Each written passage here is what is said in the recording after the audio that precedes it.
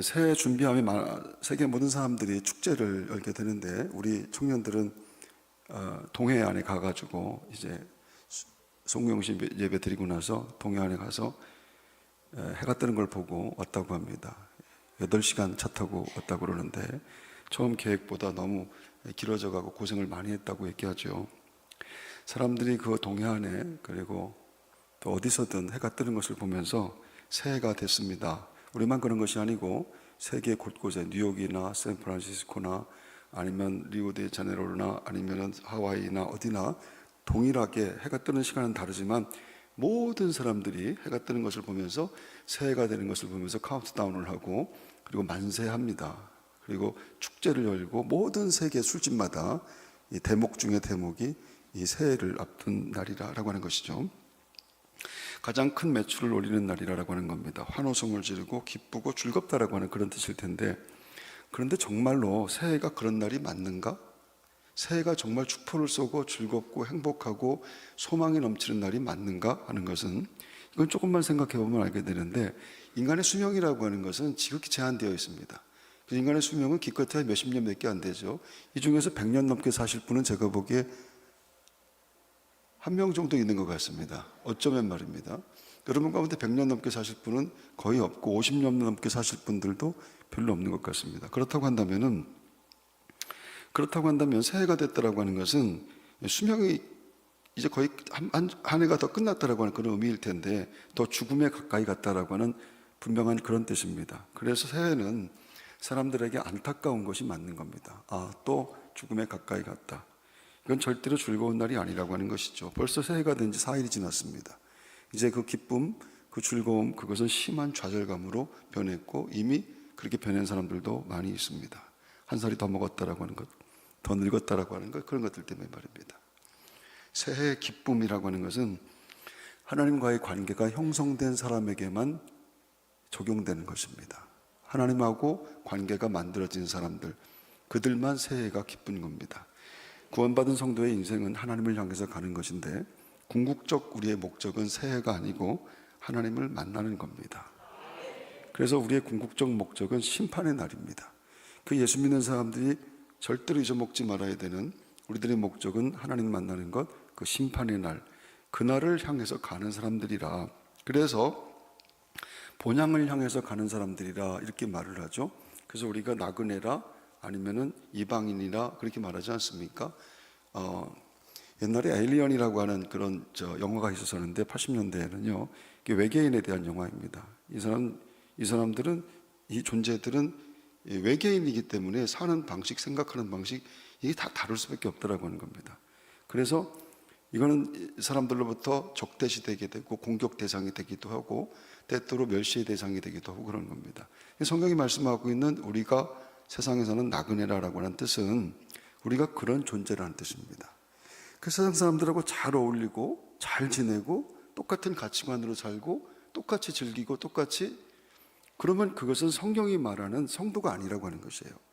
성경이 말하는 성도, wayfaring stranger 이렇게 말을 하죠. 방황하는 방랑자들 뭐 이렇게 말하는 거 아니겠습니까? 그거는 세상 사람과 어울리지를 못하는 거예요. 어울리지 못할 수밖에 없는 거예요. 왜냐하면 가치관이 다르기 때문에 그런 겁니다. 우리는 고린도후서에 나오는 말씀처럼 새로운 피조물들이고 새롭게 만들어진 존재들이기 때문에, 그래서 세상 사람들하고 같이 살 수가 없는 거예요, 원래가. 그래서 교회가 세상과 잘 어울린다, 세상에서 교회에서 칭찬받는, 세상이 칭찬받는 교회다, 그렇게 말하면 그 교회는 어쩌면 잘못된 교회인지도 모릅니다. 어떻게 교회가 세상에서 칭찬을 받을 수가 있겠습니까? 교회는 예수 그리스도만 얘기합니다. 예수 그리스도 외에는 구원받을 만한 이름을 너에게 준 일이 없느니라. 그 예수 소망, 예수 생명 외에는 말하지 않는 것이 그게 교회인데, 그 교회가 어떻게 세상과 잘 어울릴 수가 있고 절과 잘 어울릴 수가 있고 스님들과 같이 탁구를 칠 수가 있겠어요? 탁구는 칠 수 있을지 몰라도 함께 삶을 나눌 수는 없다라고 하는 것은, 너는 지옥 가는 거야, 너 쓸데없는 짓 하지 말고 예수 믿고 구원받아야 돼, 이 얘기만 우리가 할 수 있기 때문에 우리 세상에서 에일리언들이라 이렇게 말해도 틀리지 않은, 여러분 새해를 시작하면서 믿는 자의 정체성이 분명한 하나님의 백성들이 되시기를 바랍니다. 나이가 들고 늙어가는 것, 그것이 더 분명한 소망과 생명이 되는 은혜로 고백되어진다라고 하는 것, 그게 예수 믿는 사람들, 예수 믿고 구원받은 영생의 복을 받은 하나님의 백성들의 고백인 줄로 믿습니다. 할렐루야. 히브리서 기자는 이렇게 말을 했어요. 서로 돌아보아 사랑과 선행을 격려하며 모이기를 패하는 어떤 사람들의 습관과 같이 하지 말고 오직 권하여 그날이 가까움을 볼수록 더욱 그리하자. 히브리서가 기록되던 시대의 교회는 정말 쉽지 않은 그런 상황이었습니다. 박해가 계속되었고 믿음을 지키는 대가는 점점 더 무거워졌죠. 예수를 믿는다라고 하는 것 때문에 가족에게서 버림받아야 됐고, 동네에서 쫓겨나야 됐고, 직업을 잃어버려야 됐고, 그리고 목숨을 걸어야 됐습니다. 그런 상황에 있는, 그래서 어떤 사람들은 모이기를 포기할 수밖에 없었고, 모이면 다 죽을 수밖에 없기 때문에 어떤 사람들은 신앙을 개인적인 문제로만 남겨두려고 했던 겁니다. 그 신앙이 개인적인 고백이죠. 신앙생활 하는 것을 갖다가 서로 권면하고 서로 같이 독려하고 같이 뭘 하고 그러는 것은 위험하잖아. 위험하니까 그냥 개인적인 결단에 맡겨두자. 개인적으로 하는 것이지 이렇게 타협하고 싶은 마음들이 점점 생겨날 수밖에 없는 상황입니다. 그때 히브리서 기자가 하는 얘기가 버텨라 라고 하는 것이 아니라 서로 돌아봐라 이렇게 얘기를 합니다. 믿음은 혼자 견디는 힘이 아니라 함께 붙드는 생명이다라고 하는 그런 뜻입니다. 여기서 말하는 그날이라고 하는 것은 단순한 날짜가 아니고요, 그날이 가까움을 볼수록이라고 하는 것은 주님이 다시 오시는 날, 하나님의 나라가 완성될 날, 그날이 가까움을 볼수록 이렇게 이야기한 것입니다. 흥미로운 점은 성경이 그날이 가까울수록 교회가 더 흩어지라라고 말하지 않는다라고 하는 사실이죠. 오히려 더 모이고 더 권면하고 더 사랑과 선행으로 서로를 붙들라라고 말씀하고 있습니다. 그래서 종말의 신앙은 도피가 아니라 책임이라고 하는 겁니다. 여러분, 우리 시대에 사람들이 모이는 것이 절대 쉽지 않습니다. 그리고 그것이 당연하다고 생각합니다. 그것이 우리 모두의 마음속에도, 우리들 스스로도 우리가 너무 개인주의화되어 있고 남이 우리 집에 오는 건 너무 싫어하고 누가 신방 오는 거 별로 좋아하지 않지 않습니까? 누가 우리 집에 예고 없이 찾아오는 거에 대해서 굉장히 불편해하는 건 말입니다. 심지어 요즘에는 전화하는 것도 그렇지 않습니까? 전화를 하게 되는 것은, 전화를 무작정 전화하는 것에 대해서도 굉장히 기분 나빠하는 사람들도 많다라고 하는 겁니다. 요즘의 예의는요, 전화를 해서 그 전에 톡이든 혹은 톡을 모르는 사람이 보내는 것도, 그것도 기분 나빠하는 사람들도 있다는 얘기예요. 메시지를 보내서 좀 아는 사람이라 할지라도 전화를 좀 드려도 되겠습니까? 이렇게 톡이 혹은 메시지가 오는 것, 그래 통화가 되는 것, 그걸 예의 바른 사람이 되어버렸다. 점점 인간과의 관계가, 인간 사이의 관계가 이게 점점 멀어질 수밖에 없는 개인주의화해야 되는 그런 세상인데, 그 히브리서의 말씀은 그걸 우리에게 주시는 아주 특별한 의미가 있다고 하는 것이죠. 점점 그런 세상인데 모이기가 너무 어렵다라고 하는 겁니다. 여러분, 이렇게 1부, 2부, 3부 예배 다 마치고 오후 예배 이렇게 모이는 것도 이거 굉장히 이상한 일입니다. 어떻게 이렇게 모일 수가 있지? 이렇게 생각하는 건 말입니다. 지난번 대기도회를 하면서 우리가 7,000명이 모여갖고 기도를 했는데, 그것도 너무너무 엄청난 일이라고 사람들이 얘기하는데, 엄청나게 뭐가 엄청납니까? 그 7,000명 모으기 위해서 제가 얼마나 비굴하게 사람들한테 사정하고 하여튼 애걸복걸하고 그래가지고 그만큼 모였는데, 옛날 생각하게 되면 우리 연세 드신 장로님들이나 생각나시죠? 여의도 광장에서 100만 명이 모이고 했던 것 같은 거 말입니다. 지금 가수 싸이가 하게 되면 10만 명 이상 모이게 됩니다. BTS가 모이게 되는 것도 10만 명 이상씩 모입니다. 예수 믿는 사람들만 안 모이는 겁니다. 믿는 사람들만 모이지 않는 이런 시대를 살고 있어서 신앙의 가치가 너무 형편없어지는 그런 시대입니다. 교회 경건함이 있습니까? 교회 거룩함이 있습니까? 여기 오면은 한 자락 하나님께서 거룩한 곳으로 구별한 그런 땅인데, 여기 오면은 여기 와서 자기 마음대로 하려고 하고, 자기 마음대로 늦어도 되고, 자기 마음대로 옷 입어도 되고, 자기 마음대로 말해도 되고, 점점 그런 시대를 살고 있어서 믿음을 지킨다라고 하는 것, 말세에 믿음을 보겠느냐라고 하신 주님의 말씀이 진짜 맞겠구나, 말세에 믿음이 없겠구나, 이렇게 생각되어지는 시대. 그렇다고 한다면 나는 살아야 되지 않겠는가, 내가 살아야 다른 사람도 살지 않겠는가, 그 마음 가지고 믿음의 길에 진실한 저와 여러분들이 되어야 될 줄로 믿습니다. 점점 더 종말의 신앙이 도피가 아니라 책임이라고 하는 것을 성경이 우리에게 말씀하고 있는 것. 세상은 점점 더 불안해지고 사람들의 마음은 더 쉽게 식어버립니다. 그럴수록 교회는 더 교회다워야 되는데 더 따뜻해야 되고 더 견고해야 되고 더 서로를 향해 마음을 열어야 되는 것.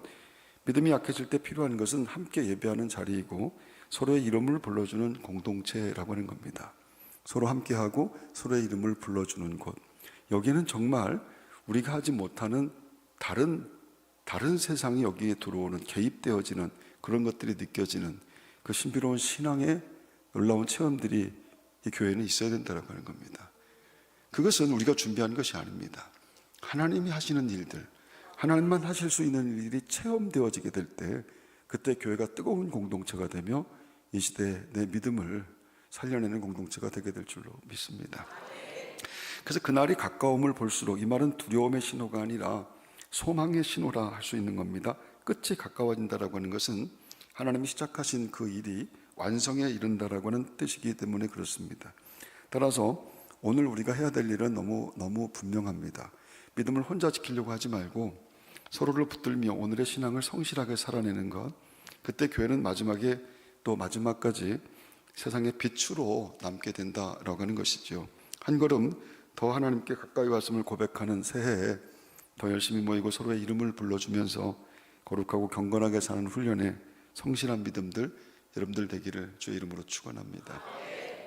여러분, 우리는 벌써 15번, 16번째 이제 사순절 기도회를 준비하게 됩니다. 이제 1월 달쯤 되면 사순절이 다가오니까 얼굴이 흑빛이 되는 분들이 조금씩 생기고 걱정과 염려와 불안과 두려움을 가지고 또 40일 또 어떻게 하나 이런 생각들 걱정하는 분들이 많이 있는데, 생각해 보면은 그렇게 40일 동안 죽도록 우리가 기도해서 여기까지 오지 않았는가? 그래서 내 믿음이 지켜지지 않았는가?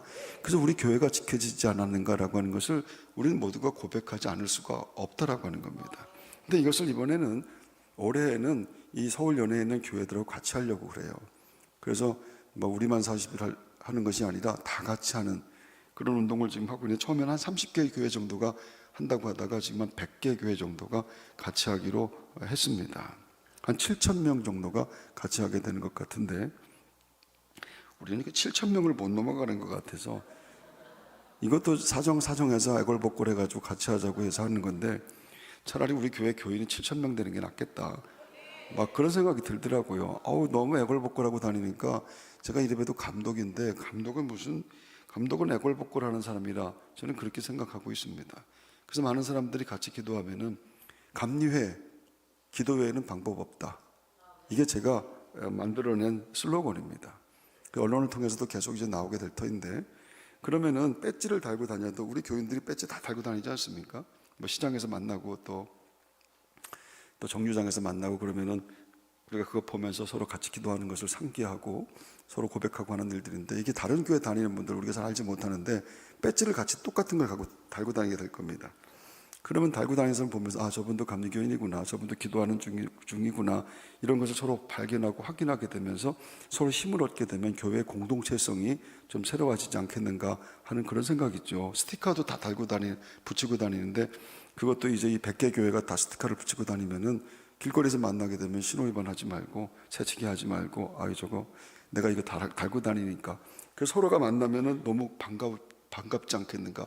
예수 믿는 사람이고 같이 우리 서울연회 우리 교회 교인들이라 이런 생각하니까 말입니다. 이게 얼마나 근사할까 이렇게 생각하고 있는 겁니다. 그래서 이슬람은 라마단이라고 해서 40일 동안 거의 죽음같이 그들은 기도하고 그러는데, 예수 믿는 사람들, 지난번 서울연회 장로님들 만나서 제가 그랬거든요. 이거 하려고 하는데 여러분 교회 갖고 여러분 목사님들한테 꼭 하자고 좀 얘기 좀 해달라고. 다른 교회 다 하는데 우리는 안 하자고 꼭 그렇게 좀 얘기해달라고 그랬어요. 너무 날로 먹는 거 아니냐고. 아무리 공짜로 구원받았다고 해도 말이지, 쟤네들은 쓸데없는 것에 진심으로 믿는데 우리는 정말 진심인 것을 너무 엉망으로 믿는 건 아니냐고, 이렇게 제가 뭐라고 그랬어요. 다 같이. 그래서 오늘 이번 사순절에는 우리 교우들이 정말 한 분도 빠짐없이 다 같이 하면 참 좋겠다, 그런 마음을 갖고 있습니다. 여러분 미리 기도해 주시고, 그 연회를 우리가 이렇게 인도하고 연회를 주도해 가고 감리회를 주도해 가는 기도의 물결이 우리 교회를 통해서 나타나면 참 좋겠습니다. 교회는 내가 죽는 연습을 하는 곳입니다. 그래서 감독이 죽어야 연회가 살고, 목사가 죽어야 교회가 살고, 장로님들이 돌아가셔야 아니 그렇게 돌아가시는 거 말고 감독님 아니 장로님들이 돌아가셔야 교회가 사는 겁니다. 장로님들만 아멘 하십시오. 내 생각을 포기하고 말씀을 붙잡는 것을 의미하는 겁니다. 내 생각과 경험과 지식을 포기하고 하나님의 말씀이 그렇다고 한다면 그 말씀을 붙잡는 것이 내가 죽는 것인데, 그 죽음이 있어야만 예수 그리스도가 살아나며 생명의 역사가 교회 가운데 삶 가운데 일어나게 되는 줄로 믿습니다. 우리는 지금 한 해의 문턱에 와 있는데, 문 앞에 와 있는데 달력이 바뀌었다고 우리의 인생이 바뀌지는 않습니다. 하지만 분명한 것은 시간은 우리를 가만히 기다려주지는 않는다라고 하는 것이죠.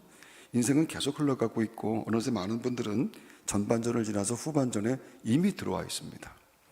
이 하프타임이라고 하는 책을 쓴 밥 버포드라고 하는 사람이 성공한 기업가였었는데 케이블 텔레비전 회사를 크게 일으켰고 돈과 명예를 모두 손에 쥔 그런 사람입니다.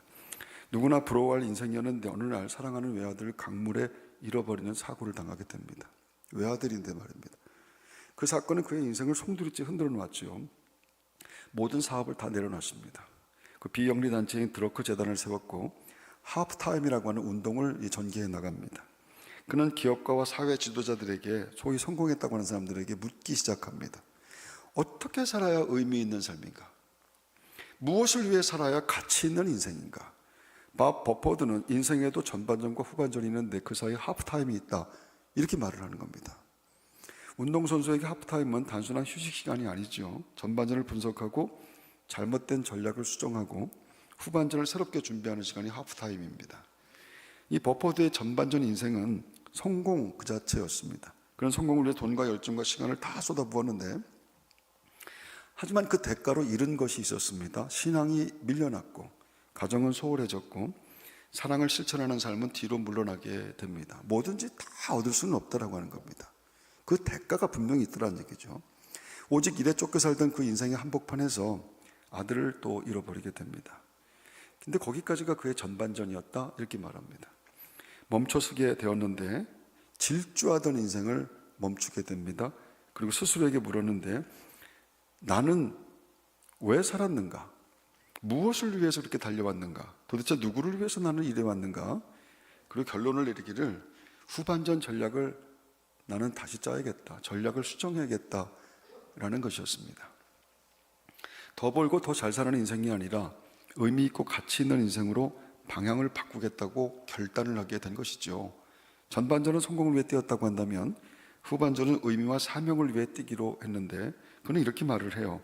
경기의 승패는 전반전이 아니라 후반전에서 결정된다, 이렇게 말하는 겁니다. 또 묻기를, 머지않아 당신의 인생 전반전은 끝날 것인데 그 종료 휘슬이 예기치 않게 어느 날 갑자기 울린다면 당신 뭘 준비하고 있는가? 근데 이것이 굉장히 충격적인 얘기라고 하는 겁니다. 어느 예기치 않은 순간에 종료 휘슬이 분명히 울릴 텐데 말입니다. 뭘 준비했는가 당신은? 이게 천둥처럼 이 이야기를 듣는 사람들에게 들어왔다는 얘기입니다. 어느 날 예기치 않게 종료 휘슬이 끝났다라고 할 때 뭘 준비했습니까? 미국의 16대 대통령이 에브라함 링컨은 실패의 연속을 산 사람인데, 지금은 위대한 대통령으로 기억되지만은 그의 인생 전반전은 거의 패배 기록 그냥 그 자체입니다. 사업에 여러 번 실패했고 빚더미에 앉았고요. 주의회 선거에서 떨어졌고 연방 하원 의원 선거에도 또 떨어졌습니다. 상원 선거에 2번 도전했지만 모두 실패했고 사랑하는 연인이 병으로 죽었습니다. 정신적으로도 완전히 무너져서 나는 더 이상 아무것도 할 수 없다, 이렇게 자신의 자서전에 기록한 적도 있습니다. 나는 아무것도 더 이상 못한다. 사람들이 보기에는 이미 끝난 인생인데 정치적으로도 개인적으로도 다시 일어설 가능성이 전혀 없어 보이는 그런 순간을 살게 됩니다. 하지만 포기하지 않았고 다시 도전했고 다시 준비했는데 또 다시 기다리고, 그러다가 52세가 되어서 미국 대통령으로 선출되게 되죠. 대통령이 된 후에도 평탄하지는 않았습니다. 남북전쟁이라고 하는 미국 역사상 가장 큰 위기를 맞게 됩니다. 이것은 나라가 두동강 나는 엄청난 일이었는데 수많은 비난과 조롱을 받습니다. 하지만 그럼에도 끝까지 그는 버티게 됩니다. 끝까지 결정을 미루지 않았고요. 결국 노예 해방을 선언했고 미국을 하나로 묶어내는데 성공합니다. 링컨의 인생은 실패로 끝나지 않았습니다. 아주 수도 없이 실패했었는데 결국 그의 인생을 실패했다고 하는 사람은 단 한 명도 없다라고 하는 것입니다. 마지막 장면이 바뀌었기 때문입니다. 사람들은 그의 인생을 보며 이렇게 말을 하기를, 끝난 것처럼 보였던 순간을, 그 순간은 사실 끝이 아니었고 여러 번 끝난 것처럼 보였지만 진짜 끝이 아니더라. 이거 다 끝났는데 끝이 아니더라 라고 하는 것, 사람들이 이야기하는 링컨이었습니다. 끝날 때까지 끝난 것이 아니기 때문이라 라고 하는 얘기들. 그럼 다시 일어나야 됩니다. 그리고 다시 뛰어야 되는 것, 그것이 하나님이 오늘 새해를 맞이하는 우리에게 주시는, 우리 각자의 개인에게 주시는 말씀인 줄로 믿습니다. 오늘 본문에도 전반전 사람들과 후반전 사람들이 등장하게 되지요. 우리가 잘 알고 있는 본문의 말씀입니다. 포도원 주인이 일꾼을 구했는데 당시 하루 품삯은 한 데나리온입니다. 노동시간은 평균 12시간 정도 되고요. 새벽 6시에 건강하고 일 잘하고 뭐 그럴 것 같은 사람들을 뽑아서 포도원으로 보내게 됩니다. 한 데나리온씩 죽게 계약을 했습니다. 9시에 나가보니까 아직도 서성거리는 사람들이 있었습니다. 12시에도 오후 3시에도 여전히 사람들이 남아 있었습니다. 그리고 오후 5시, 하루가 끝날 때쯤 되어서 여전히 일하지 못한 사람들이 있었죠. 이 사람들이 하루 종일 놀고 싶어서 놀았던 사람들은 아닙니다. 부름받지 못했기 때문에, 선택받지 못했기 때문에 그들은 놀고만 있었습니다. 마음이 편하지가 않았겠죠. 힘없어 보이고 늙어 보이고 쓸모없어 보였기 때문이었습니다. 주인은 그들에게 묻기를, 어째서 종일토록 놀고 여기 서 있는가? 포도원으로 그들을 다 들여보냈습니다. 약속은 없고 시간은 그냥 1시간뿐인데 이들이 바로 후반전 막판에 투입된 사람들. 성경이 이 말씀을 하는 건 굉장히 중요합니다.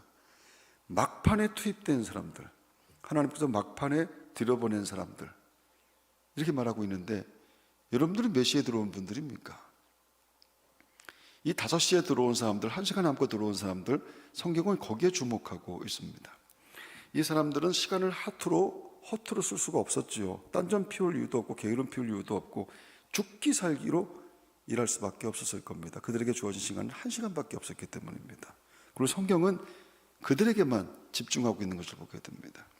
제가 하와이에서 목회를 할 때 동원 참치 주재원으로 오신 분이 한 분이 있었는데, 동원 참치가 뭔지 저는 잘 몰랐는데 동원 참치의 주재원으로 하와이에서 2년 동안 파견된 분이라고 합니다. 이분이 오시자마자 어느 교회 집사님으로 일하시다가 하와이 오셨는데, 그분이 오시자마자 부목사인 저를 보더니 빨리 나 좀 일 시켜달라고 얘기를 합니다. 평생 저는 목회를 하면서 지금까지도 그분 이후로 한 명도 본 적이 없어요. 교회 와서 빨리 나 좀 일 시켜달라고. 언제든지 전화하면 내가 오겠다고 이렇게 얘기합니다. 자기는 5분 대기 주라고 합니다. 언제든지 전화하면 내가 달려올 테니까 빨리 나에게 일 좀 시켜달라. 왜냐하면 내가 2년밖에 하와이에 있을 수가 없기 때문에, 2년에 다른 후에 가기 때문에 빨리 일 좀 시켜달라고 이렇게 말하는 겁니다. 대부분 저는 거절하고 변명하고 미루는 그런 분들만 봐서요. 찬양대 좀 하십시오. 생각 좀 해보겠다고 그러고, 교사 좀 해보십시오. 그러면. 기도 좀 해보겠다고. 기도는 내가 할 테니까 그냥 하십시오. 그러면. 안 들어요.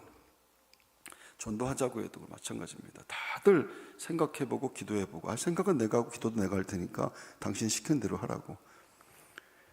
그러면 아멘, 그러면 참 좋겠는데 그게 쉽지가 않다는 얘기. 그분 처음 봤습니다. 그게 마지막이었어요, 저한테는.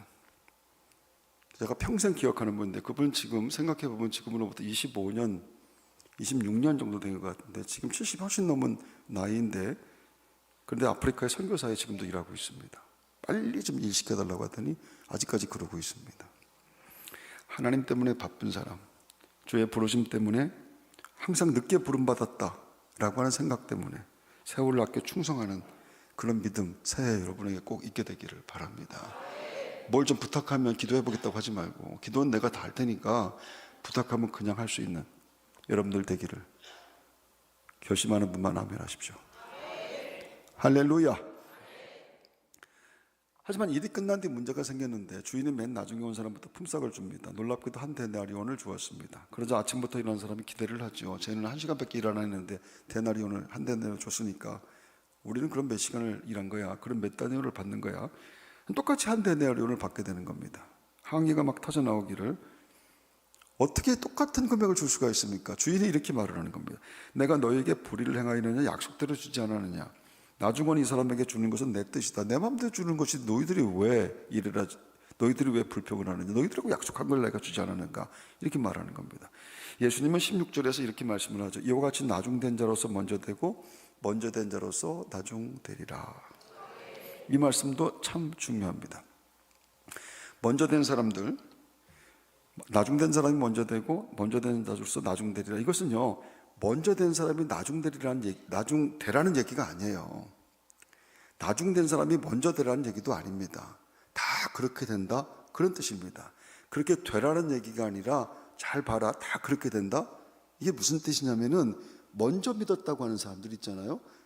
먼저 은혜 받았고 먼저 가슴이 뜨거워졌고 먼저 직분을 받았고 하는 사람들이 나중에 되면 다 식어지더라, 그런 뜻입니다. 그래서 여러분들은 대부분 다 먼저 믿은 분들이기 때문에 특별히 저 같은 사람은 말할 것도 없습니다. 그래서 이게 저에게, 우리 모두에게 주시는 말씀이라, 나중된 자로서 먼저 되고 먼저 된 자로서 나중되리라. 그래서 늦게 믿은 사람이 더 진실하게 믿을 수 있고 오래 믿는 사람이 뒤처질 수 있다. 근데 그건 하나님의 뜻은 아니에요. 그럴 수 있다라고 하는 것을 생각하라는 얘기입니다. 너무 익숙해지고 너무 타성에 젖어가지고 너무 별것 아니란 거라고 생각하는 겁니다. 별것 아닌 것이라고 생각하니까 이 집회에 안 나오는 거예요. 지금도 별것 아니라고 생각하는 사람 내일 아침 집회도 안 나올 거예요.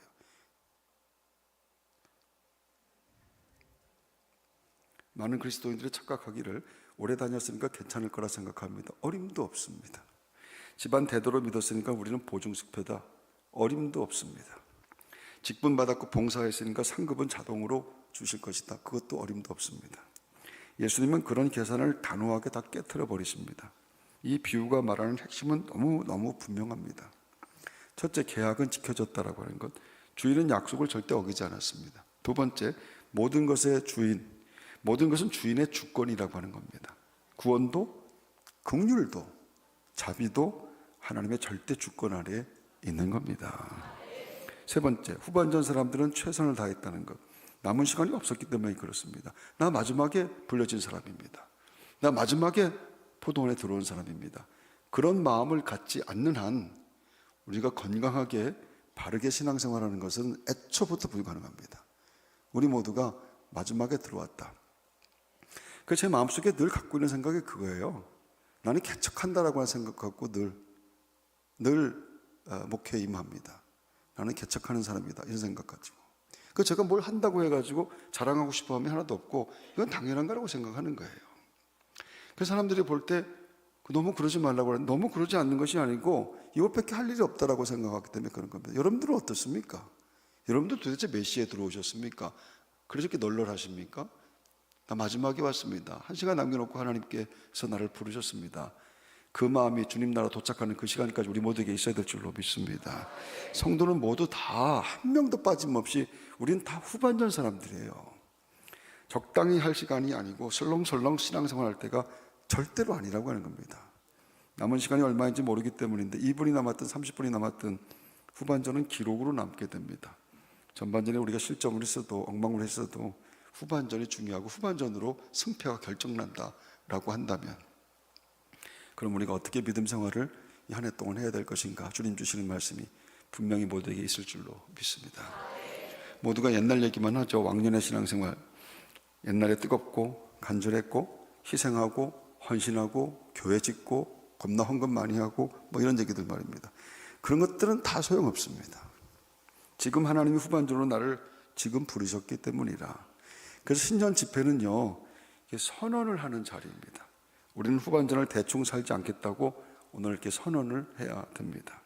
후반전 사람들답게 살 수 있게 되시기를 바랍니다. 여러분 아시다시피 제가 설교를 길게 못하는 사람입니다. 그래도 설교하다가 제가 내일 모레 저 집회 가서도 얘기하겠지만은 설교하다가 잘 안 듣는 것 같으면 그냥 끝내버립니다. 설교하다가 그냥 끝내버리고 나간 적도 몇 번 있습니다. 안 들으면 안 합니다. 안 들어도 성령이 주시는 말씀을 계속 전해야지 어떻게 그럴 수 있는지 모르는데 나는 못하겠더라고요. 그렇게 몇 번 말씀드린 적이 있는데 전에는 한번 집회 갔는데 저 뒤에서 장로님인 듯한 분이 전화를 받고 있어가지고 시작을 안 하고 가만히 쳐다보고 있었어요. 근데 윙크를 하더라고요. 저한테. 미안하다는 그런 뜻이겠죠. 말 안 하고 가만히 있었어요. 근데 계속 전화를 하고 있는 거예요. 나가지도 않고 거기 앉아갖고 말입니다. 그래서 나가라고 그랬어요. 근데 윙크를 다시 한번 하더라고요.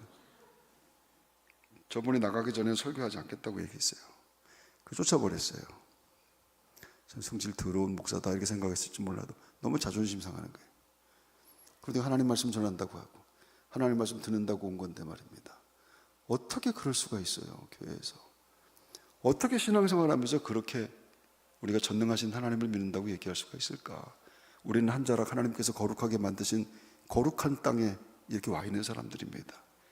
여기서는 옷깃을 여미고 여기서 마음을 좀 새롭게 하고 여기는 비록 경건하게 살지 못했다 할지라도 경건한 척을 하세요.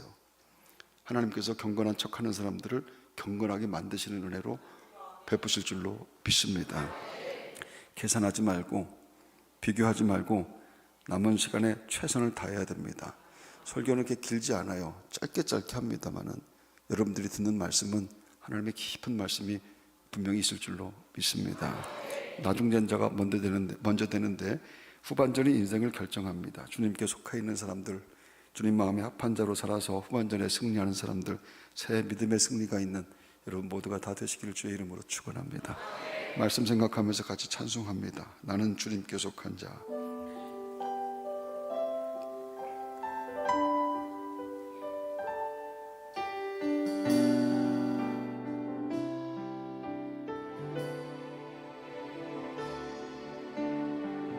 이 땅에 내 삶이 비록 버겁더라도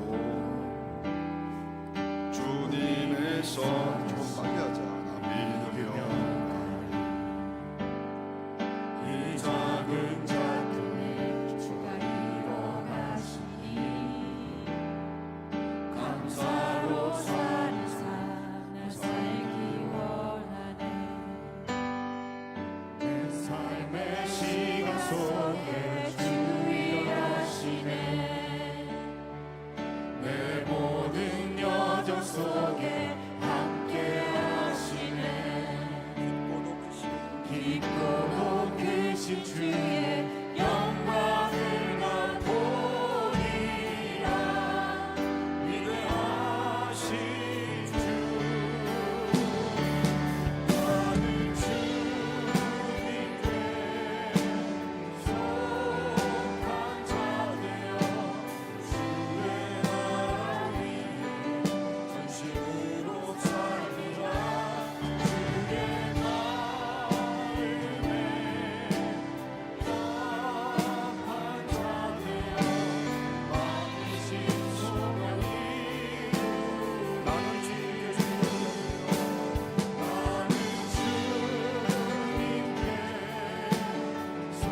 속한 자 되어 주의 나라 위에 전심으로 살리라. 주의 마음에 합한 자 되어 맡기신 소명이 할렐루야. 거룩하신 하나님 아버지, 시간의 주인이시며 우리의 시작과 끝이 되시는 주님 앞에 감사와 찬양을 올려드립니다. 우리는 이 새해 문턱에 세워주시고 아직 끝나지 않은 인생의 후반전을 주님의 은혜 안에서 살게 하시니 감사합니다. 우리는 모두 늦게 부름받은 사람들임을 고백합니다. 하루의 끝자락에 불러주셨음에도 불평하지 않으시고 동일한 은혜와 동일한 생명을 허락하신 주님의 자비 앞에 오늘 우리의 마음을 내려놓습니다. 하나님, 계산하며 살았던 마음, 비교하며 흔들렸던 믿음, 이미 했다는 이유로 안주하겠던 우리의 태도를 이 시간 주님 앞에 내려놓게 하여 주시옵소서. 이제 드리는 이 예물은 우리의 남은 시간에 대한 고백이며 후반전을 대충 살지 않겠다는 믿음의 선언입니다. 하나님, 적게 남았다고 두려워하지 않고 많지 않다고 미루지 않으며 주님이 맡기신 자리에서 끝까지 충성하겠다는 우리의 결단이 되게 하여 주시옵소서. 이 예물을 받으시고 우리 각 사람을 다시 포도원으로 보내주옵소서. 자기 뜻을 내려놓고 말씀을 붙잡는 자리로 하나님 나를 드러내는 삶이 아니라 주님의 영광을 드러내는 삶으로 인도해 주시옵소서. 이 새해 우리 교회가 더 열심히 모이게 하시고 우리는 서로의 이름을 불러주며 사랑과 선행으로 격려하는 교회 되게 인도하여 주시옵소서. 후반전의 승패가 주님께 속해 있음을 믿고 마지막까지 주님의 마음에 합한 사람으로 살게 해 주시옵소서. 우리의 생명과 구원이 되시는 우리 주 예수 그리스도의 이름으로 기도합니다. 아멘. 하늘에 계신 우리 아버지여, 이름이 거룩히 여김을 받으시오며 나라가 임하시오며